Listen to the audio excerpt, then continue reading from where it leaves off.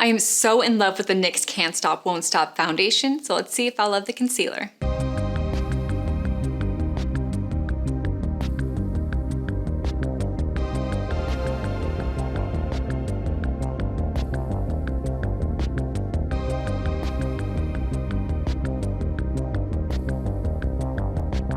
Hi everyone, thank you so much for checking out this video. If you're new here, my name is Stephanie and I cover oily skin, hooded eyes, and beauty. Welcome back to my Concealer Wars. Today's episode 3, and if you're watching this in the future, I will link all of the videos down below for you. I'll be trying out 10 drugstore concealers for your oily skin, and for each of these concealers, I will be testing them just underneath my eyes while baking and then doing a light setting. Let's get into concealer number 3, and that's the NYX Can't Stop Won't Stop Contour Concealer. This claims to be a full coverage matte formula that will camouflage and cover imperfections, brighten your under eye area for up to 24 hours. I tested this concealer out for 2 days and day 1 was my first impression, so let's roll the tape. This looks super light, so.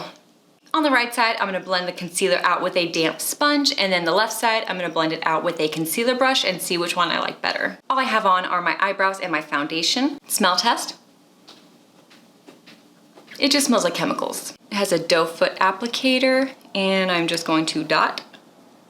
I'm gonna blend this out.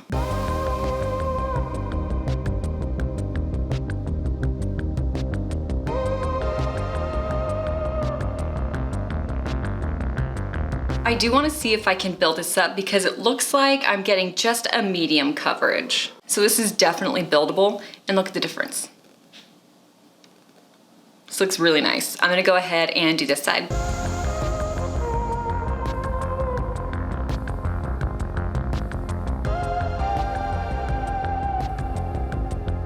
So already I am not liking this blending with the brush. It just is not looking as smooth as it does on this side. I feel like it's just sitting on top of the skin, looking a little bit textured. So I'm definitely gonna be going over it with a sponge. Okay, much better. I am really liking this. It is mixing with my makeup beautifully. It is covering up those dark circles and just really brightening my under eye area so that way I don't look so tired. I'm liking it. So let's do a close-up and then I'm gonna be doing the rest of my makeup. Here's the right side with the sponge. And the left side, well, I guess the sponge. I'll be right back with the rest of my makeup. So I'm back. And I am really loving this. This looks so good. So I did bake today and I definitely matted the crap out of the concealer, but I do think that it still looks really nice. So let's do a close-up. The right side and the left side. So this looks so nice, but of course the real test is to see how long this wears, so I will be right back to let you guys know. So I'm back for my check-in and it's been about 10 hours, so let's go ahead and take a look at my makeup. So the concealer still looks very matte, even though the rest of my face has my oils coming through. This definitely stayed true to how matte it claims to be. I have noticed that my concealer on the left side has rubbed off just a little bit, and there is just a little bit of creasing, barely any creasing, and that could be because I baked today, but tomorrow I'm not gonna be baking, so that will probably look a little bit better, but let's go ahead and do a close-up so you guys can see. Here's the right side. It really doesn't look that bad. Now here is the left side, and here's where it rubbed off just a little bit. Again, really not that bad. So those are just very little minor things. I think that they can definitely be corrected with just a light setting. So I will be back tomorrow to let you guys know. All right, today's day 2, and today I have been wearing my makeup for about 10 hours.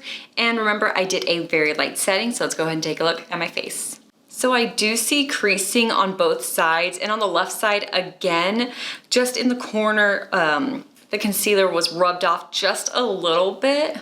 And it is still very matte because as you can see, I am very oily all over my face, but it did stay true to its matte finish. Let's do a close-up. So here's the right side. It's really not like insane creasing, but it is there. And here is the left side. And right about here is where the concealer is coming off just a bit. And of course I have some mascara that's transferred because of my multiple naps today. So really, I don't think that this looks bad at all. I do still think that it looks pretty good. As you guys saw in the clips, this concealer is best applied with a sponge. I just felt like it smoothed out everything just so much better than a brush, even though when I used the brush, I got more of a fuller coverage than I did with a damp sponge. It just looked a little bit more natural. So this concealer did stay true to its benefits. It definitely mattified and it brightened my under eye area, but for some reason, I just could not get it to stay on in the corner of my eyes. I'm not exactly sure why.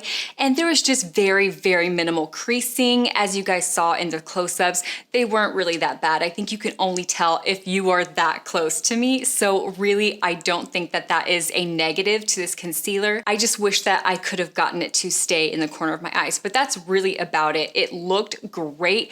It is definitely buildable and it covered up my under eye area so well because I just have dark circles and it did a really good job covering them. When it came to baking and doing just a light setting, I basically had the exact same results, so you can do whatever you'd like. Despite the very minor issues that I had, I actually really do like this concealer and I do think that it's worth the $8.50.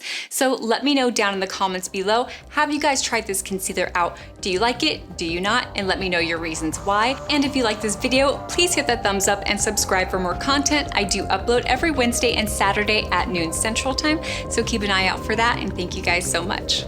Bye.